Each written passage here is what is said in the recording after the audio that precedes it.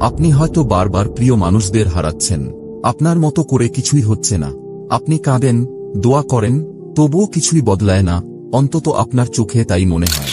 কিন্তু কখনো কি ভেবেছেন, এই দেরিটা হয়তো শাস্তি না, হতে পারে এটা শেষ পরীক্ষা। হয়তো আল্লাহ আপনাকে উপেক্ষা করছেন না, বরং দেখছেন আপনি নিঃশব্দ এই সময় কেমন প্রতিক্রিয়া দেখান। সব সময় যে লক্ষণগুলো বড় করে আসে তা নয়, অনেক সময় এগুলো আসে একাকিত্বের মতো, অবহেলিত অনুভবের মতো, কিংবা আপনার চোখের সামনে নিয়ামতগুলো একে একে হারিয়ে যাওয়ার মতো। আর ঠিক যখন আপনি হাল ছেড়ে দিতে যাচ্ছেন, সেই সময়ই আসে বদল, দরজা খুলে যায়। আল্লাহ তখনই আপনাকে এমন কিছু পাঠান যেটা আপনি হয়তো আর পাওয়ার আশা করছিলেন না। তবে একটা জিনিস আমরা অনেকেই বুঝতে পারি না, এই রহমতগুলো হঠাৎ করে আসে না, এর আগে কিছু স্পষ্ট লক্ষণ দেখা যায়। আর যদি আপনি এই লক্ষণগুলোর ভেতর দিয়ে যাচ্ছেন, তাহলে বুঝে নিন আপনার জীবনে বড় কিছু আসতে চলেছে। এই ভিডিওতে আমি শেয়ার করব 7টি সূক্ষ্ম কিন্তু খুবই শক্তিশালী লক্ষণ, যেগুলো দেখায় আল্লাহ একজন নারীকে তার চাওয়ার থেকেও বড় কিছু দেওয়ার জন্য প্রস্তুত করছেন। তাই দয়া করে স্কিপ করবেন না বা পরে দেখার জন্য রেখে দেবেন না, কারণ পরে হয়তো ভিডিওটা আর ফিরে নাও আসতে পারে। আর যদি এই 7টার মধ্যে অন্তত একটি লক্ষণ আপনার জীবনের সাথে মিলে যায়, তাহলে আপনার বর্তমান কষ্টগুলোকে আপনি একদম নতুন চোখে দেখতে পারবেন ইনশাআল্লাহ। আমি আশা করি এই ভিডিও থেকে আপনি এমন কিছু পাবেন যেটা একদম ব্যক্তিগত মনে হবে, যেটা হয়তো আগে কখনো শোনেননি। এটা শুধুমাত্র বাহ্যিক মোটিভেশন নয়, এটা সেই নারীর জন্য যিনি একা, ক্লান্ত, দুশ্চিন্তাগ্রস্ত, তবুও আল্লাহর উপর ভরসা রাখছেন। আপনি যদি এখন এই ভিডিও দেখছেন, তাহলে সম্ভবত আপনি প্রস্তুত সেই গভীর লক্ষণগুলো দেখার জন্য, যেগুলোর কথা অনেকেই বলে না, কিন্তু যেগুলোর মানে সবচেয়ে গভীর। লক্ষণ 1, আপনি যেটার জন্য একসময় কান্নাকাটি করতেন, আজ সেটা আর আপনাকে টানে না। একটা সময় ছিল যখন এই জিনিসটার জন্য আপনি কাঁদতেন, ঘুম হারিয়ে ফেলতেন, প্রতিটি নামাজের পর আল্লাহর কাছে দুহাত তুলে দোয়া করতেন যেন এটা আপনার হয়ে যায়। ওই মানুষটা বা ওই জিনিসটা তখন আপনার দুনিয়ার কেন্দ্র মনে হতো, কিন্তু আজ সেটা মাথায় আসে না প্রায়।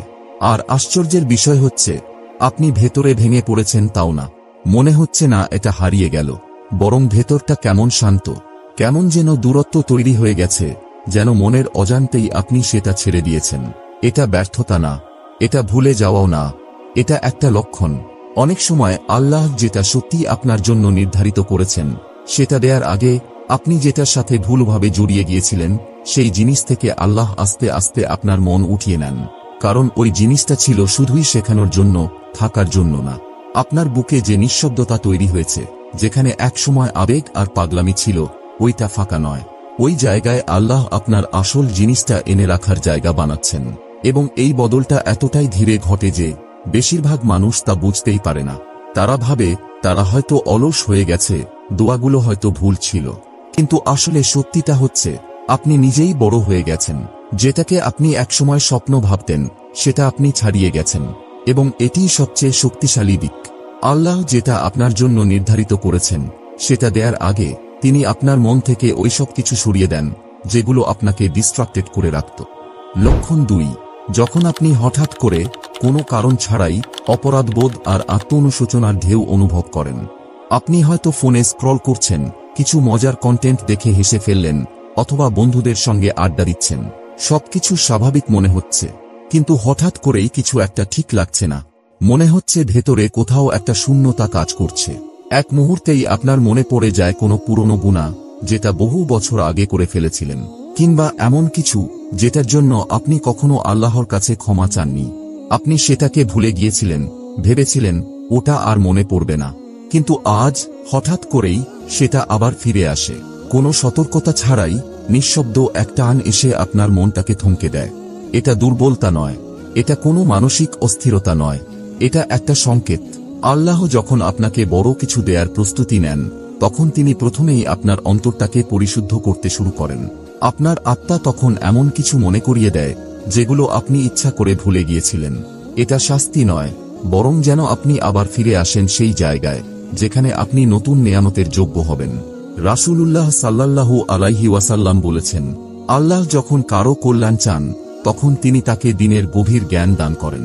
তাই যখন সবকিছু বাহ্যিকভাবে ঠিকঠাক চললেও আপনার ভিতরে একটা অদ্ভুত অস্বস্তি অনুভব করছেন, জেনে রাখুন এটা এমনি এমনি না, এটা আল্লাহর পক্ষ থেকে একটা নীরব ডাক। তিনি যেন বলছেন, ফিরে আসো, নিজেকে ঠিক করো, কারণ যা আসতে যাচ্ছে সেটা সাধারণ কিছু না।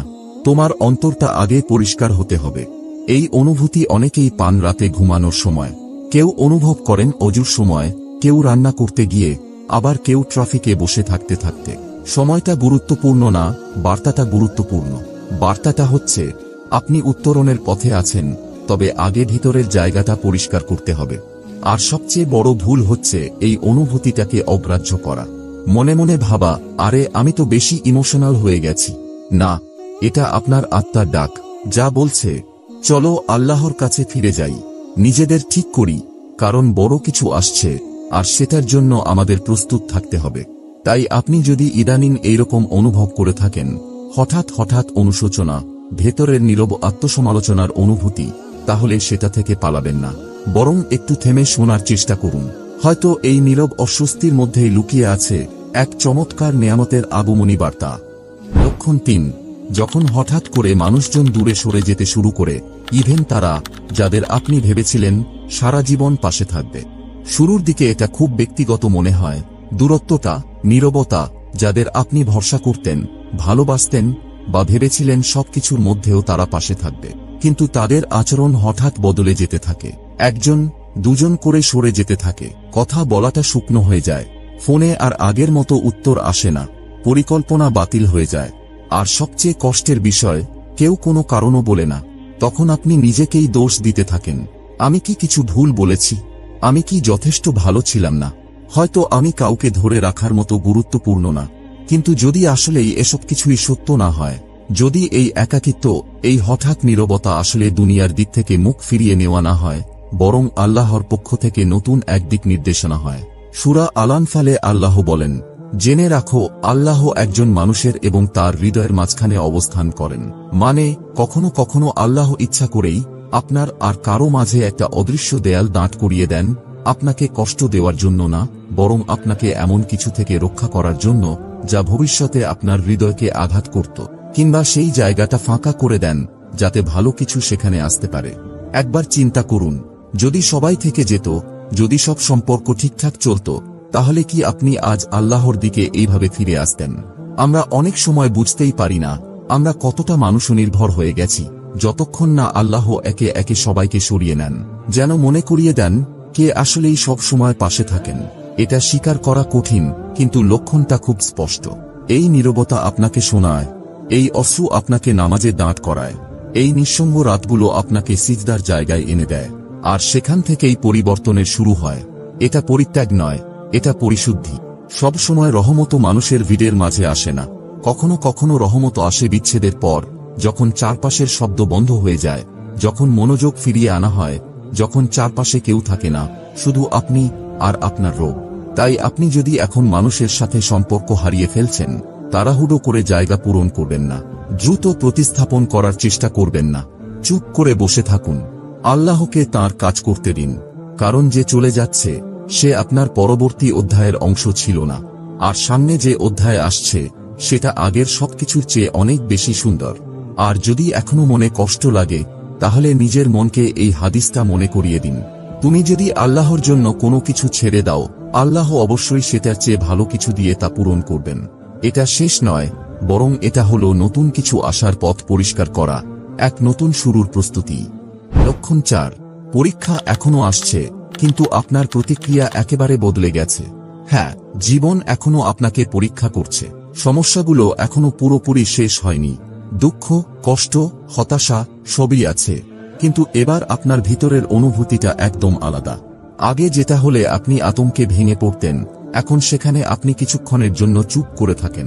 আগে আপনি বলতেন, কেন আমার সাথেই বারবার এমন হয়? এখন আপনি শুধু আস্তে করে বলেন, আলহামদুলিল্লাহ। না, আপনি অনুভূতিহীন হয়ে যাননি, না, আপনি হেরে যাননি, আপনি বদলে গেছেন। আর এই পরিবর্তন হঠাৎ আসেনি, এটা আল্লাহর কাছ থেকেই এসেছে। কারণ যখন আল্লাহ আপনাকে কোনো বড় কিছু দেওয়ার প্রস্তুতি নেন, সবার আগে তিনি আপনার মনকে শান্ত করেন। জীবনের ঝড় থেমে যায় না, কিন্তু আপনার নাওটা মজবুত হয়ে যায়, আপনার প্রতিক্রিয়া বদলে যায়, বেশি ধৈর্য, বেশি নীরবতা, আর বেশি ঈমান দিয়ে। আগে আপনি কষ্টে পড়লে মানুষের কাছে বলতেন, কিন্তু এখন আপনি আল্লাহর সঙ্গে কথা বলেন, আগে সামাজিক মাধ্যমে নিজের যন্ত্রণার গল্প শেয়ার করতেন, এখন আপনি সিজদায় মাথা রাখেন। এখন মনে হয় এই পরীক্ষাগুলো শাস্তি না, বরং প্রস্তুতি। আল্লাহ বলেন, নিশ্চয়ই আল্লাহ ধৈর্যশীলদের সঙ্গে আছেন। আর এই ধৈর্য শুধু চুপ করে থাকার নাম না। এই ধৈর্য মানে হল আপনার মন কেমনভাবে সেই দেরির সময়টা সামলাচ্ছে। উত্তর দেরি হলেও মুখে হাসি রাখা, কেউ প্রশংসা না করলেও সঠিকটা করে যাওয়া। আপনার এই নতুন প্রতিক্রিয়া, এই শান্ত শক্তি, যেটা আগে কখনো টের পাননি, এটাই আসলে আল্লাহর সংকেত। কারণ আল্লাহ আপনার পরিস্থিতি বদলানোর আগে আপনাকেই বদলে দেন। তাই আপনি যদি সম্প্রতি দেখেন আপনি অভিযোগ করার আগে একটু থেমে যাচ্ছেন, ভিড়ের মাঝে চোখের পানি আটকে রাখছেন, কিন্তু সিজদায় গিয়ে সব খুলে বলছেন, তাহলে জেনে রাখুন আপনার ভিতরে নতুন কিছু গড়ে উঠছে। আর এটাই হলো সেই রহমত আসার পূর্ব প্রস্তুতি। লক্ষণ ৫, যখন আপনার দোয়াগুলো বদলাতে শুরু করে, আরও নির্দিষ্ট, আরও সৎ এবং আরও আবেগপূর্ণ হয়ে ওঠে। আপনি বারবার নিজেকে জিজ্ঞেস করেন, আমার দোয়া এখনো কবুল হচ্ছে না কেন? আপনি তাহাজ্জুদে কেঁদেছেন, সিজদায় মাথা রেখে দোয়া করেছেন, বৃষ্টির সময়, রোজা রেখে, প্রতিটি নামাজের পর দোয়া করেছেন, তবুও চারপাশে শুধু নীরবতা। তখন মনে হয়, আমি কি ভুল কিছু বলেছি? আমি কি যথেষ্ট ভালো না? আল্লাহ কি আমার উপর রাগান্বিত? এই নীরব প্রশ্নগুলো অনেকের মনেই ঘোরে, কিন্তু কেউ মুখে বলে না। কিন্তু আসল সত্য হল, যখন আপনার দোয়াগুলো বদলাতে শুরু করে, তখন সেগুলো আরও খোলামেলা, আরও নির্দিষ্ট আর আরও গভীর হয়ে যায়। আর তখনই বুঝতে হবে, ভেতরে কিছু একটা বদলাচ্ছে। শুরুর দোয়াগুলো সাধারণত এমন হয়, হে আল্লাহ, আমাকে ভালো কিছু দিন। কিন্তু যখন আল্লাহ আপনাকে কোনো বড় কিছু দেওয়ার জন্য প্রস্তুত করতে থাকেন, তখন আপনি মুখে না, বরং বুকের ভিতর থেকে নির্দিষ্ট করে চাওয়া শুরু করেন, এবং সেটা অনেক সময় কষ্ট দেয়। আপনি তখন দোয়া করেন, হে আল্লাহ, আমাকে শান্তি দিন। হে আল্লাহ, আমাকে সত্যিকারের কিছু দিন। আপনি আর আগের মতো চকচকে জিনিসের পিছনে দৌড়ান না। এখন আপনি চান যেটা স্থির, যেটা পবিত্র, যেটা আল্লাহর পক্ষ থেকে আসা, শুধু নিজের কল্পনার ফল না। আল্লাহ কুরআনে বলেন, তোমরা আমাকে ডাকো, আমি তোমাদের উত্তর দেব। এটা তার ওয়াদা। কিন্তু নবী মুহাম্মদ সাল্লাল্লাহু আলাইহি ওয়াসাল্লাম আমাদের বুঝিয়ে দিয়েছেন, এই ওয়াদা সবসময় আমাদের প্রত্যাশা মতো পূর্ণ হয় না। তিনি বলেছেন, যদি কোনো মুসলমান দোয়া করে যেখানে কোনো গুনাহ বা আত্মীয়তার সম্পর্ক ছিন্ন করার কথা না থাকে, তাহলে আল্লাহ তাকে তিনটির যে কোনো একটি দেন। ১. দ্রুত দোয়া কবুল করে দেন। ২. আখিরাতের জন্য জমা রাখেন। ৩. অথবা তার পরিবর্তে কোনো বিপদ দূর করে দেন। মানে আমাদের দোয়া কখনোই বৃথা যায় না। যখন আপনি কিছু চেয়ে পাচ্ছেন না, তখন হয়তো আল্লাহ আপনাকে আরো বড় কিছু থেকে বাঁচাচ্ছেন। হয়তো দোয়াটা এমন এক সময়ের জন্য রেখে দিচ্ছেন যখন আপনার সেটা সবচেয়ে বেশি প্রয়োজন হবে। আর এভাবেই আপনি আস্তে আস্তে বদলে যাচ্ছেন। যখন আপনার দোয়ায় এমন কথা চলে আসে, হে আল্লাহ, যদি এটা আমার জন্য ভালো হয় তাহলে দিন। হে আল্লাহ, যদি এটা আমার জন্য ভালো না হয় তাহলে আমাকে বাঁচিয়ে রাখুন, ইভেন যদি আমি সেটা চাই। তখন বুঝে নিন, আপনি হাল ছাড়ছেন না, বরং আপনি পরিণত হচ্ছেন। আপনি আত্মসমর্পণ করছেন, আর আপনি গড়ে উঠছেন। এই দোয়ার পরিবর্তন, এটা আসলে আপনার আত্মার পরিবর্তন। এটা প্রমাণ করে আপনি এখন শুধু সহজ পথ চাইছেন না, আপনি চাইছেন এমন কিছু যা আখিরাতের জন্য ভালো। এবং এই পরিবর্তনই অনেক সময় আল্লাহর দরজা খুলে দেয়, যে দরজায় আপনি কখনো নকি করেননি। তাই পরের বার আপনি যদি বলেন, আল্লাহ এখনো আমাকে দিলেন না কেন, তখন নিজেকে জিজ্ঞেস করুন, আমার দোয়ার ধরন কি বদলেছে? কারণ আপনি হয়তো এখন যা চাইছেন সেটাই শুরু থেকেই চাওয়া উচিত ছিল। লক্ষণ ৬, আপনি আগের যেসব জিনিসে আকৃষ্ট হতেন এখন আর সেগুলো আপনাকে মুগ্ধ করে না। একটা নিঃশব্দ পরিবর্তন ঘটে। যেসব জিনিস একসময় আপনাকে উত্তেজিত করত, এখন আর সেগুলোকে আপনি তেমনভাবে চান না। পার্টি, অকারণে স্ক্রোল করে যাওয়া, ভালো লাগার নামে প্রশংসা খোঁজা, পারফেক্ট ছবি তুলে সেটাকে শো অফ করা, সাময়িক আনন্দ, সবকিছুই হঠাৎ ছোট ছোট লাগে। এমন মনে হয় এগুলো কোনো এক পুরনো আপনার অংশ ছিল যে আপনাকে আপনি অজান্তেই ছাড়িয়ে গেছেন।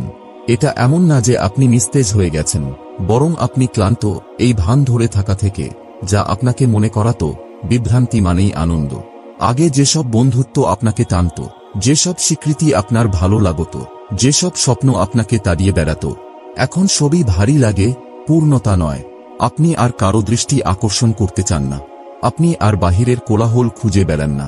এটা হতাশা না, এটা আত্মিক উন্নতি।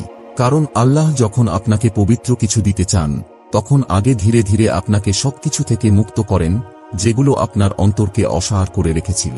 কুরআনের সূরা কাহফ এ আল্লাহ বলেন, তুমি ধৈর্য ধরে তাদের সাথে থাকো, যারা সকাল সন্ধ্যায় তাদের প্রতিপালককে আহ্বান করে তাঁর সন্তুষ্টি লাভের আশায়। তুমি দুনিয়ার চাকচিক্যের দিকে তাকিও না আর তাদের অনুসরণ করো না, যাদের হৃদয়কে আমি আমার স্মরণ থেকে গাফেল করে দিয়েছি, যারা নিজের খেয়াল খুশি অনুসরণ করে চলে এবং যাদের অবস্থা ধ্বংসপ্রাপ্ত। এই আয়াতও আপনার ভিতরের সেই পরিবর্তনকেই প্রতিফলিত করে, যখন আপনি উত্তেজনার বদলে নীরবতা বেছে নেন, অস্থিরতার বদলে গভীরতা চান। আপনার মন এখন খাঁটি জিনিস চায়, ইভেন যদি সেটা একাকিত্ব নিয়ে আসে। এবং আজকের দুনিয়ায় এটা খুবই বিরল, কারণ চারপাশে সবকিছু বিজ্ঞাপন, সোশ্যাল মিডিয়া, প্রতিযোগিতা আপনাকে বলে আরো চাও, আরো পাও, আরো আলো এসো। আমাদের শেখানো হয়েছে এই দুনিয়ায় যদি আপনি জ্বলে না হন তাহলে আপনি পিছিয়ে। কিন্তু আমরা ভুলে যাই এই দুনিয়ায় সফলতা কখনোই চূড়ান্ত গন্তব্য নয়, এটা একটা পরীক্ষা। আসল গন্তব্য হচ্ছে আখিরাত। আয়াতে আল্লাহ স্পষ্ট করে বলেছেন, তাদের বাইরে চোখ দিও না, এই দুনিয়ার ঝলক দেখে আকৃষ্ট হইও না। তাই যখন আপনার মন ধীরে ধীরে সেই সব জিনিস থেকে সরে আসতে শুরু করে যেগুলো একসময় আপনাকে আকৃষ্ট করত, যখন আপনি আর অন্যকে মুগ্ধ করতে আগ্রহী নন, যখন আপনি এমন জীবন পছন্দ করেন যা আপনার মূল্যবোধের সাথে মেলে, তখন বুঝে নিন আপনাকে নীরবে, উদ্দেশ্যমূলকভাবে অনন্তকালের দিকে পরিচালিত করা হচ্ছে, চুপি চুপি কিন্তু সঠিকভাবে একটি চিরস্থায়ী জীবনের দিকে। হ্যাঁ, এর অনেক কষ্টও আছে। আপনি দেখবেন অন্যরা দৌড়াচ্ছে সেই জিনিসের পেছনে যা আপনি পেছনে ফেলে এসেছেন। তখন আপনার মনে হতে পারে, আমি কি আরো বেশি কিছু চাওয়ায় ভুল করেছিলাম? কিন্তু সেই ব্যথাটাই একটা ইশারা। আল্লাহ যখন আপনাকে অর্থপূর্ণ কিছু দিতে চান, তিনি আগে আপনাকে শেখান অস্থায়ী জিনিসে সন্তুষ্ট হওয়া ছেড়ে দিতে। তাই যদি আপনি দেখেন আপনার আগের আগ্রহগুলো এখন ধীরে ধীরে মুছে যাচ্ছে, আগের মতো আর কিছুতে আপনাকে টানে না, তাহলে মনে রাখবেন আপনি ভেঙে পড়ছেন না, আপনি শুধু সেই পুরনো আপনাকে ছাড়িয়ে যাচ্ছেন যিনি পরবর্তী বরকত বহন করার উপযুক্ত ছিলেন না। লক্ষণ 7, যখন আপনি ফলাফলের প্রতি আসক্ত নন কিন্তু আপনার চেষ্টা একই রকম থাকে। এটা সবচেয়ে শান্ত একটি লক্ষণ, তবে সবচেয়ে শক্তিশালীগুলোর একটি। আপনি এখনো দোয়া করছেন, আপনি আপনার দায়িত্ব পালন করছেন, নামাজ পড়ছেন, চেষ্টা করছেন, আশা করছেন, কিন্তু এবার আপনি ফলাফলে আটকে নেই। আপনি চুপচাপ পুরোপুরি ফলাফলটা আল্লাহর হাতে ছেড়ে দিয়েছেন। এর মানে এই না যে আপনি আর পরোয়া করেন না, বরং আপনি এমন এক পর্যায়ে পৌঁছেছেন যেখানে আপনি বিশ্বাস করতে শিখেছেন, যদি এটা আমার জন্য নির্ধারিত হয় তাহলে এটা আমাকে খুঁজে নেবে, আর যদি না হয় তাহলে নিশ্চয়ই আল্লাহ আমার জন্য আরো ভালো কিছু প্রস্তুত করছেন। এখন আপনি বারবার ফোন চেক করেন না, সেই কাঙ্ক্ষিত ফোন কলের অপেক্ষায় থাকেন না, পুরনো কথোপকথন বারবার মাথায় ঘোরান না, আমি কি ভুল বলেছি এসব নিয়ে আর মাথা ঘামান না। আপনার পরিকল্পনা ঠিকমতো না চললেও আপনি ভেঙে পড়েন না, কারণ এখন আপনি আপনার চেষ্টা থেকে আল্লাহর পরিকল্পনার উপর আস্থা স্থাপন করতে শিখেছেন। এই স্তরে পৌঁছানো সহজ না, এটা আসে ভেঙে পড়ার পর, বারবার আশা ভাঙার পর, যখন আপনি উপলব্ধি করেন যে কোনো কিছুকে খুব শক্ত করে ধরে রাখা কেবল আপনাকে আরো ভেঙে দেয়। রাসূলুল্লাহ সাল্লাল্লাহু আলাইহি ওয়াসাল্লাম বলেছেন, যদি তুমি আল্লাহকে স্মরণ করো তবে তাকে তুমি তোমার সামনে পাবে। তুমি যখন সুখে থাকবে তখন আল্লাহকে চিনো, তাহলে কষ্টে পড়লে তিনি তোমাকে চিনবেন। জেনে রাখো, যা তোমার ভাগ্যে ছিল না তা কখনো তোমার কাছে আসতো না, আর যা তোমার ভাগ্যে ছিল তা কখনোই তোমার হাতছাড়া হতো না। এই হাদিসটা একরকম মনের নোঙর এর মতো। যখন আপনি সত্যিই এ কথা বিশ্বাস করতে শিখবেন, তখন আপনার নিঃশ্বাস বদলে যাবে, মন শান্ত হবে, হৃদয় থেকে সব রকমের জেদ ও জোর করে কিছু পাওয়ার মানসিকতা উঠে যাবে। আর তখনই জীবনের দৃষ্টিভঙ্গি বদলে যেতে শুরু করবে। কারণ আসক্তি ছেড়ে দেওয়া মানে উদাসীনতা নয়, এটা মানে শান্তি, এটা মানে আপনার মন আর ফলাফলের দাস নয়। আপনি কাজ করেন, দোয়া করেন, পুরো চেষ্টা করেন, কিন্তু আপনার সুখ শুধু একটা নির্দিষ্ট ফলাফলের উপর নির্ভর করে না।